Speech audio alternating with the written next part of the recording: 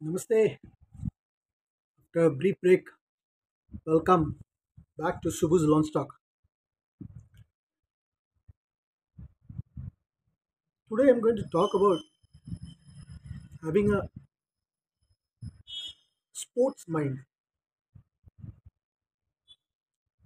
There's so much of sports that's happening around the world, and some of the sports have caught our fancy due to live coverage, color television, technology, that you can see action right in front of you. And there is some joy in seeing these sports, though the players are the one who are involved in the sport and are enjoying the benefits of playing the sport. Yet, whenever the team that you support wins, it looks like our personal win. We try to identify the joys and sorrows of particular sportsmen and become their fans. Their success seems to be our success, their failures seem to be our failures. This is what is a subject of inquiry, that how we get attracted to sports and what is it that it is so attractive. I call this as developing a sports mind. Whenever you look at the sports, it has got two things. One is there is a thrill of chase, there is a goal, and there is a thrill of chase. So, just like in life, we have different goals, personal goals, professional goals, family goals, various goals, and there is a thrill of chase. And when I call it a thrill of chase, it's about trying to find out, or rather exploring how to reach that goal. So there are certain things that sport teaches us. The first thing is effortlessness is a myth. I say it again, effortlessness is a myth. It means you can achieve something or reach a particular goal without effort. It's a myth. Long hours of practice, long hours of dedication, long hours of sacrificing for the achievement of the goal is what distinguishes sports stars from others. Some of them become top sporting stars and they have achieved through their own effort. But before investing themselves and putting in such effort,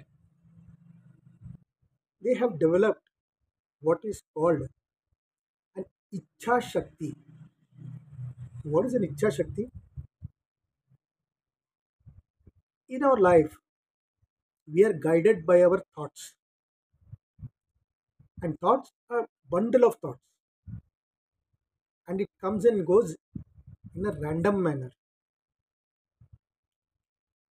There, for example, you sit in a cinema, you'll be thinking about your office. When you sit in your office, you'll be thinking about your home. When you're thinking at your home, you'll be thinking about something else. So these thoughts crisscross your mind, and you you don't seem we get don't seem to focus on something. Now, when you desire that I am going to focus only on this, that thought becomes a conviction. Conviction means it derives power. That thought becomes an icha shakti. Icha means desire, a strong desire, and shakti means power. You give power to that strong desire. So anything that goal which you have in life is guided by your thoughts, and that thoughts getting converted to icha shakti. And once it becomes an icha shakti, you start putting the effort in total manner. For example, every batsman goes to bat, thinks of scoring a century. Every bowler who bowls thinks of getting a wicket. Every fielder who is fielding all around the field thinks of stopping the boundaries or holding all the catches that come to them.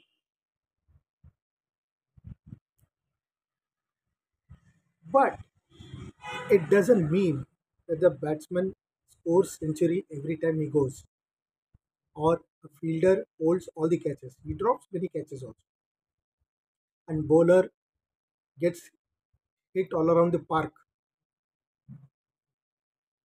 So when you look at this particular aspect, you realize that gaining something or excelling in something is not effortless, but each and every ball you need to put your entire concentration in facing that particular delivery while batting. If you miss the ball, which can happen while playing, you don't think about what you missed. You don't keep spending your time on how you missed that ball. You just remove it from the back of your mind and start facing the next ball with renewed concentration. Just like in life, there are many. There will be, as per your ichha shakti, you will be taking certain steps. Some steps don't work out, but instead of brooding over it, or instead of constantly thinking of that, you start looking at the next attempt with renewed vigor, with renewed concentration, with renewed purpose. Sports teaches you this, that it is not that you lose a point or you lose your wicket. It is about making a comeback with renewed vigor and again making a sincere attempt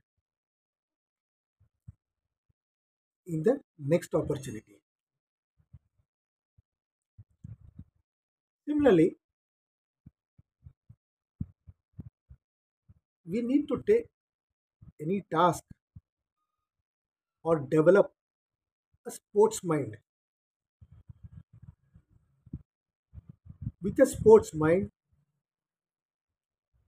another aspect that sports teaches us is To achieve a goal, you require number of team because not everything can be done by an individual self. Sports is a team sport. When you say it's a team sport, it means you have to subjugate your ego, which means you have to remove your ego and treat everybody the same as you would like to be treated. There is no differences within the team when you have to chase a particular goal. You may have another point of view, but as a team, you come to a consensus and select the path. Because for every goal, what is required is a direction. So, sports mind gives you a certain blueprint, a certain framework. Number one is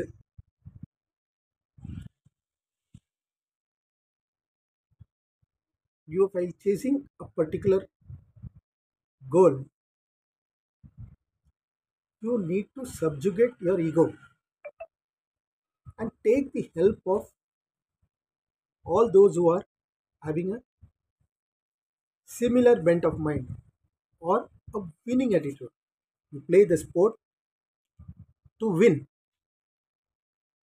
Number two, though you play the sport to win, there are times when you lose.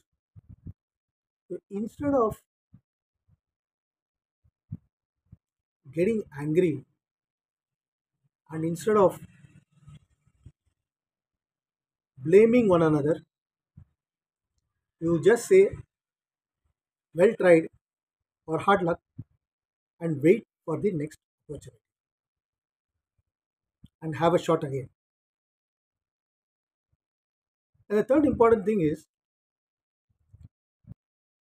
there are times when you will lose a point, but sports teaches you to not reflect only on what you lost, but make the corrections so that next time in a similar situation you get a better result. The bottom line that sport teaches is icha shakti. If a team wants to win and it develops a thought process that gets converted into a conviction, we will put all the effort to win. Then you find miracles happen. For India, it was in 1983 World Cup when in the finals a relatively bottom placed team like India, who were not expected to even win one match against the biggies like West Indies, Australia, England, ended up playing the final and with a strong West Indian back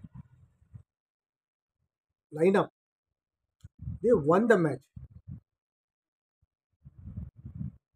And one of the reasons was the captain Kapil Dev, who drove inside each one of them the Icha Shakti. So all were aligned to a singular thought that this is the time we should put our entire effort because this opportunity may not come again. And everybody put their heart and soul into that match and found the results in their favor. As they say, it is not only important to put heart into the business, it's also important to keep business in the heart, which means having a sports mind helps in having focus in whatever task you're doing at the moment with an open mind. And some of the things that are important is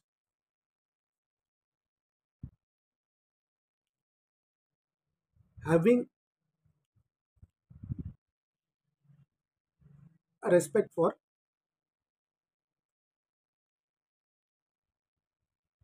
or developing a talent. Some say I don't have talent, but talent can be developed. But what are those talents that help you to win in sport? So one of the talent you require in a sporting mind is discipline. Discipline means disciple. Discipline is equal to disciple plus principles. That is, you are a disciple of certain principles. Principles means certain activities, certain things which you have to do, which you will like. You have to cut short on fatty foods. You have to cut short on certain. You have some dietary restrictions. You must have certain amount of physical exercise. So these are disciplines. You have to get up maybe even at crack of dawn and have a start your day. Another talent which you require is patience. Patience in not jumping into conclusions, giving a time, giving yourself a time to how to measure the task and how to approach it. The third talent is trusting yourself. The talent which you should have is trust yourself. Because at the end of the day, whatever is good, you will be doing is through your mind, yourself. So if you don't trust yourself, you will not be able to make the next step. And the fourth talent is embracing the process. So whatever the process you have set for yourself, you have to embrace it. Go through that process. For example, when a seed is sown, you have to water it. You have to give fertilizer, and the seed will decay and sprout. And once it sprouts, it becomes a tree. And once after it becomes a tree, it gives the fruit. So it goes through a process. You can't plant mango seed today and next day you get apples. The tree, in a similar way, every effort of ours goes through a process, and you have to embrace that process. And third, and the fifth point, the most important point is you have to have a talent to imagine your life. How should my life be? The place where you want to work, the place where you want to stay, the books that you want to read, the recipes you want to make. You you need a talent to imagine your life. What is that you like? And once you can imagine your life, those become your goal. Like a batsman sets, a century is my milestone. He's, he has a talent to imagine that today I am going to hit a century. Stay in the wicket, keep playing, and hit a century. Thus, we have come to this end of this video. And the tip of this video is to develop a sports mind. So, when you look at any sport, apart from the entertainment value and the excitement value, see, try to understand and try to adapt or learn the sports mind of chasing a goal, setting a direction, getting up from failures, and have a winning attitude with an open mind. So sometimes, in spite of your best efforts, you lose. You tell yourself or tell your team, well tried, hard luck, better luck next time. So, with that, I come to this end of this video. If you like this video, share, subscribe, comment, and don't forget to press the bell icon for more such videos. Till we meet again, goodbye, have a good time, and develop a sports mind. Thank you.